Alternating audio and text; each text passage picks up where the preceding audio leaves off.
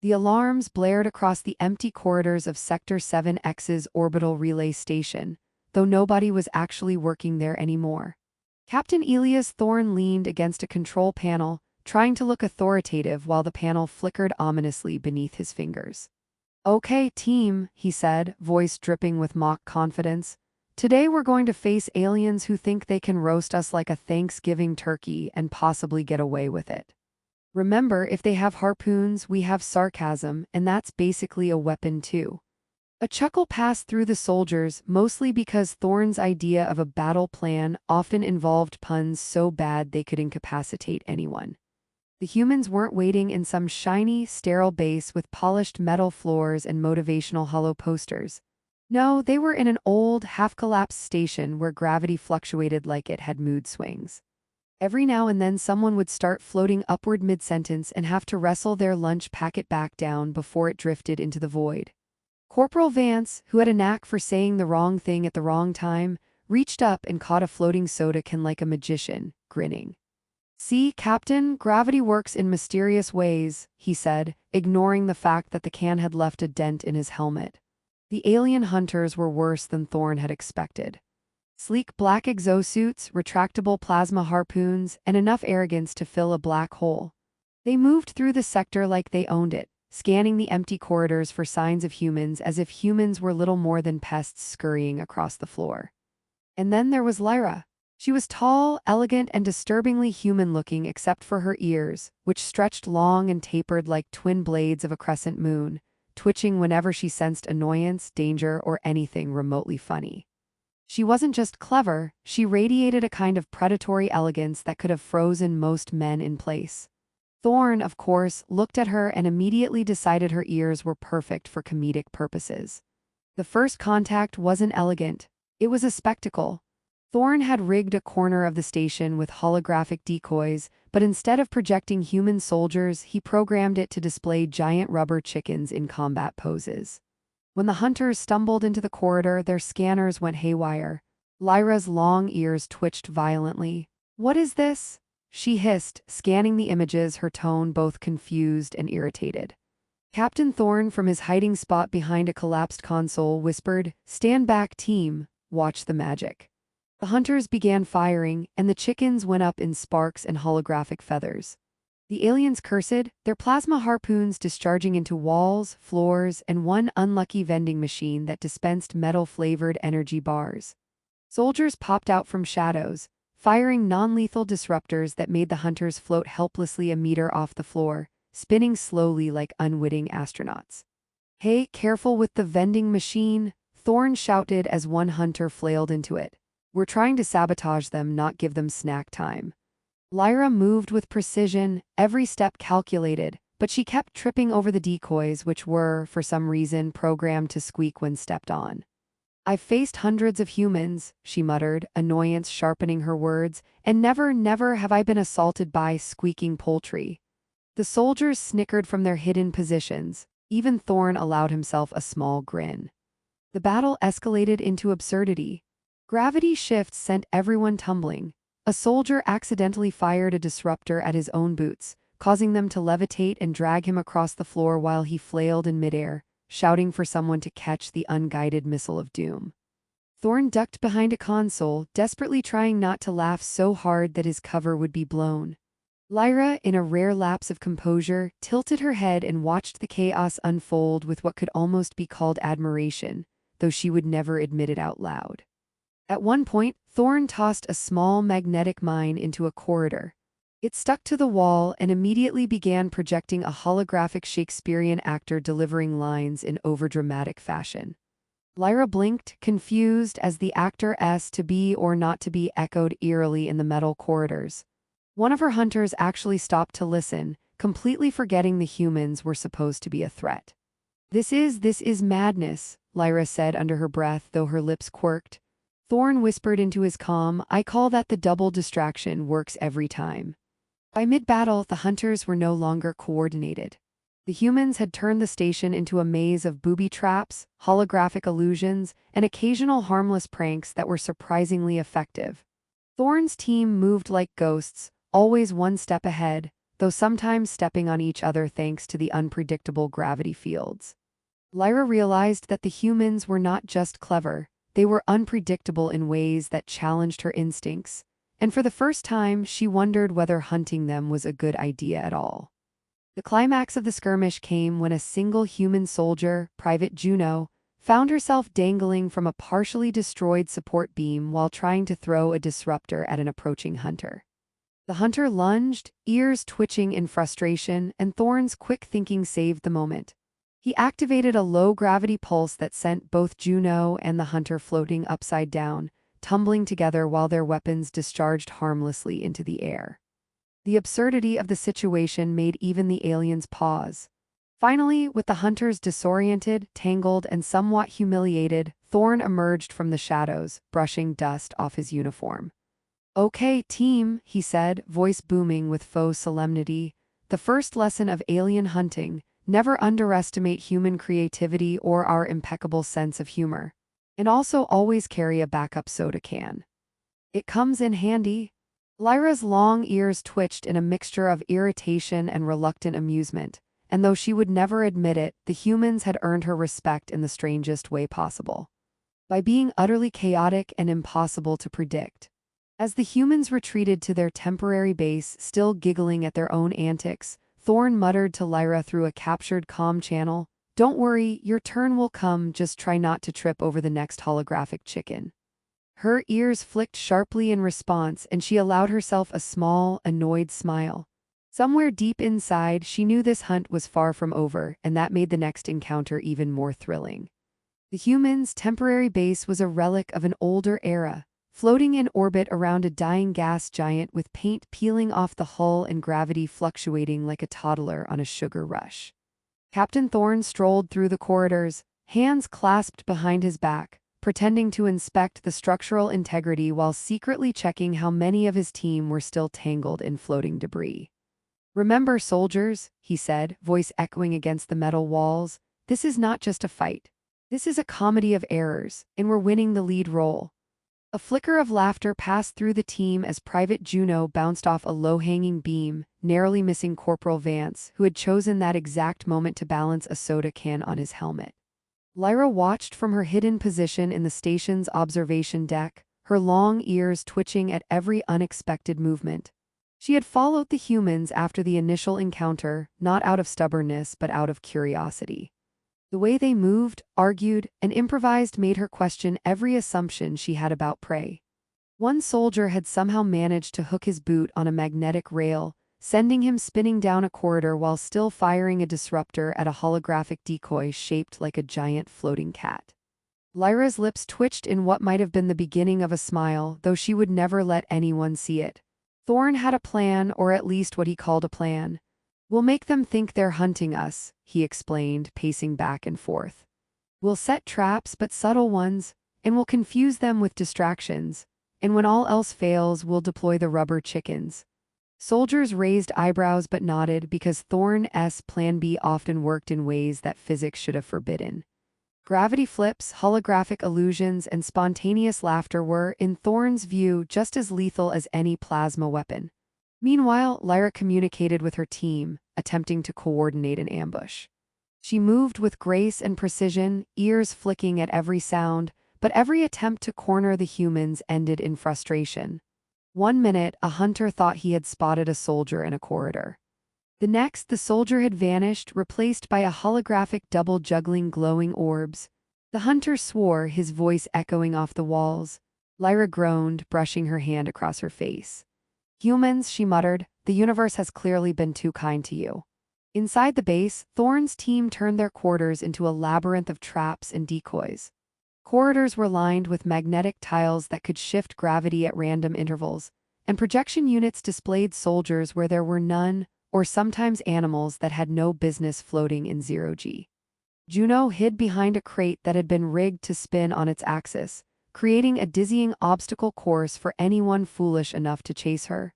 Vance, meanwhile, had convinced Thorn to add a series of holographic whoopee cushions triggered by proximity sensors. "It's tactical," Vance insisted. "Humans can't resist laughing, aliens might not either." Lyra and her hunters approached the base cautiously, attempting to move silently, though that proved nearly impossible with the occasional low-gravity misstep sending one flailing through the air. Thorn activated a distraction from inside, a holographic projection of an alien diplomat giving a very long, very boring speech about interstellar treaties. The hunters froze and Lyra's ears twitched in disbelief. "Is this part of the strategy?" she asked, as her team struggled to keep from drifting into the walls. The humans used the pause to execute their next maneuver. Gravity pulses sent hunters spinning through corridors while holographic duplicates appeared to block exits. Juno executed an improvised slide down a rail, firing a disruptor that caused a small section of the ceiling to collapse harmlessly, creating a cloud of dust that confused sensors and obscured vision. Lyra's team was forced to regroup, cursing and swearing as they attempted to regain control. She noticed that Thorn's soldiers were not just clever, they were unpredictable, improvising on the fly in ways that left her both irritated and fascinated. By mid-operation, the hunters' formation had completely collapsed. One soldier had managed to attach a magnetic decoy to the ceiling, causing an entire patrol to float upside down, looking ridiculous as they tried to right themselves.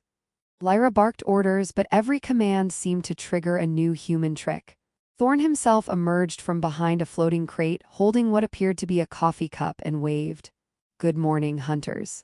Would you like some tea with that defeat?"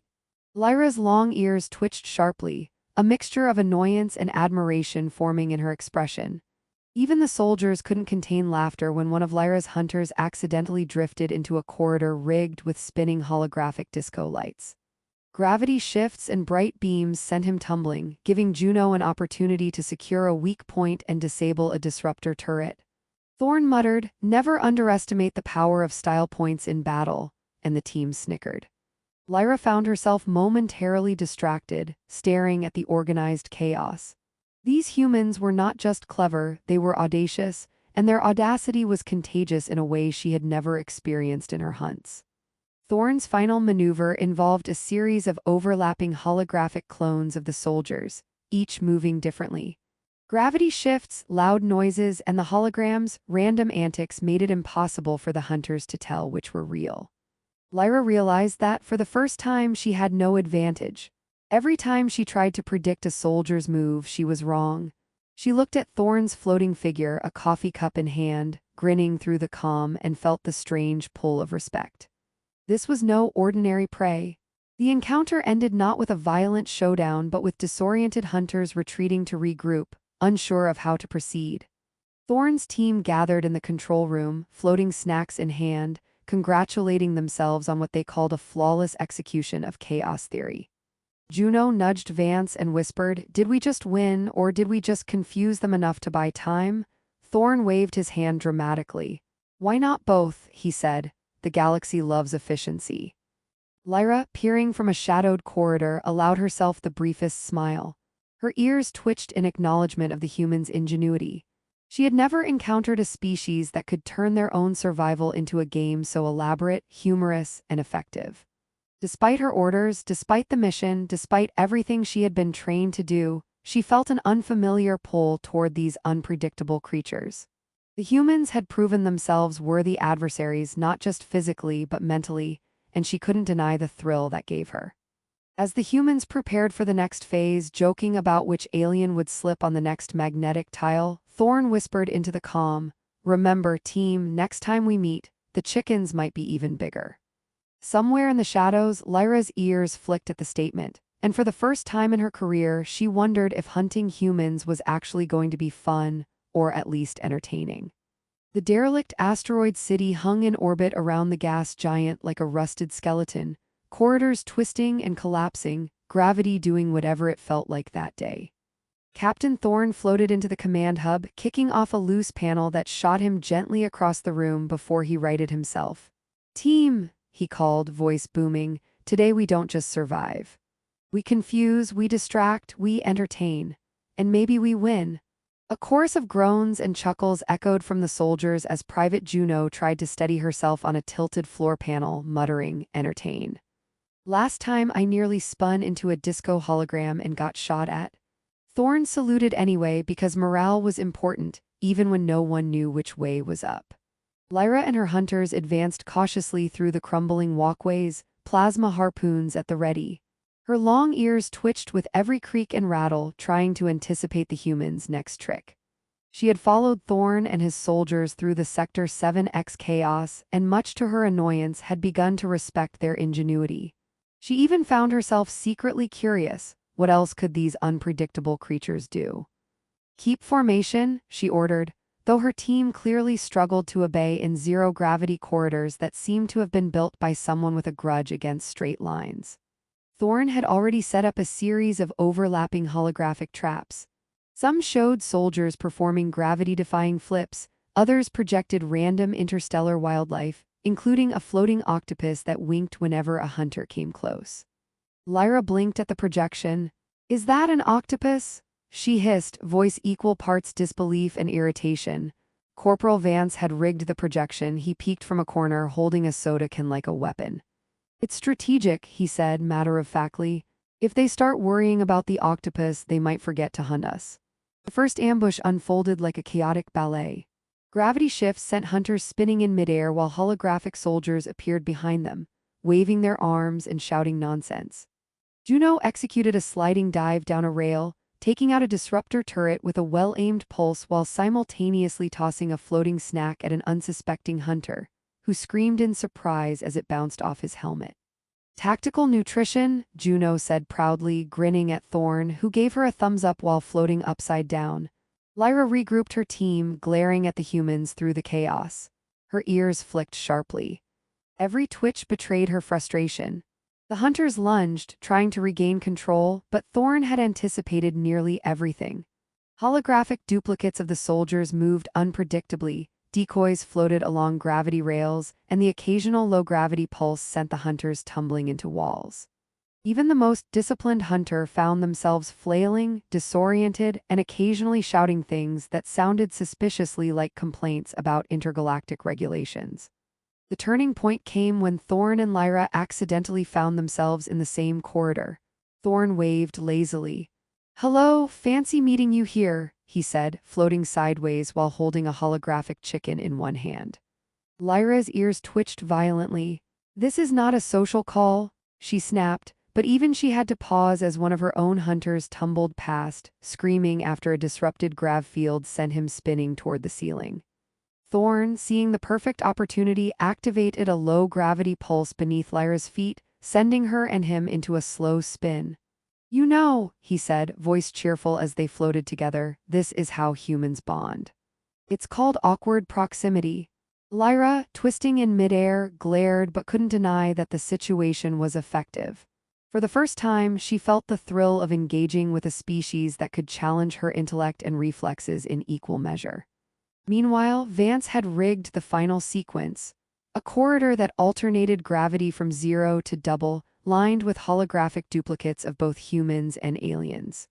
Every step the hunters took was uncertain, every direction a potential trap.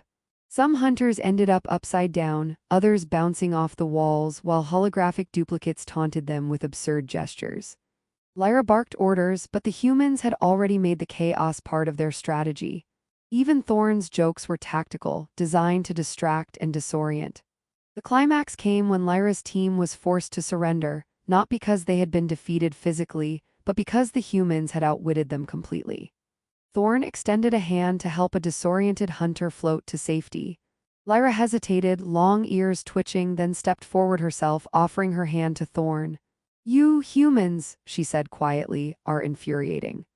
Thorn grinned. "And apparently irresistible," he said. Their hands met in midair, gravity pulling gently, a gesture that sealed mutual recognition and respect. As the hunters were escorted to a neutral station, jokes and laughter replaced the usual post-battle silence. Juno floated past a stunned hunter, tossing a snack and saying, "Next time, try ducking the octopus." Even Lyra couldn't suppress a faint smirk as the soldiers cheered and pretended to parade the hunters through their makeshift corridors. Thorn leaned back, surveying the scene, and realized the humans had grown too. Not in strength alone, but in strategy, confidence, and a sense of humor that could survive anything, even interstellar chaos.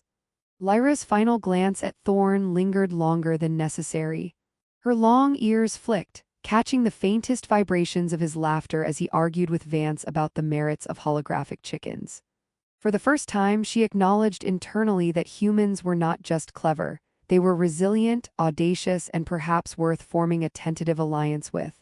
The hunters, humbled and slightly amused, nodded in quiet agreement. Thorn floated to the observation deck, surveying the asteroid city. Rusted corridors, shifting gravity, and floating debris stretched out before him. He smiled at the absurdity of it all and spoke softly, more to himself than anyone else. Sometimes winning isn't about being the strongest, fastest, or best armed. Sometimes it's about being the funniest, most unpredictable, and willing to make the universe laugh a little. Lyra's ears twitched behind him, and for the first time she allowed herself to consider that perhaps the galaxy was better with humans in it. By the time the base's lights dimmed and the hunters departed under a cautious truce, Thorn's team floated together in camaraderie, joking about who would be next to spin into the octopus corridor and who would get stuck upside down forever. Thorn realized the journey had changed him too. Humor, courage, and a bit of reckless creativity had become as vital as any weapon. The humans had survived the hunt, turned it into a game, and emerged stronger, smarter, and undeniably entertaining. Lyra's final gesture, a flick of her long ears and a reluctant, respectful nod, sealed the story. The galaxy was unpredictable, dangerous, and full of laughter, and somehow that made it perfect. The humans returned to their base orbiting the gas giant, victorious in ways that didn't always make sense but always made them smile. Thorn looked at his team and said, "Congratulations, soldiers.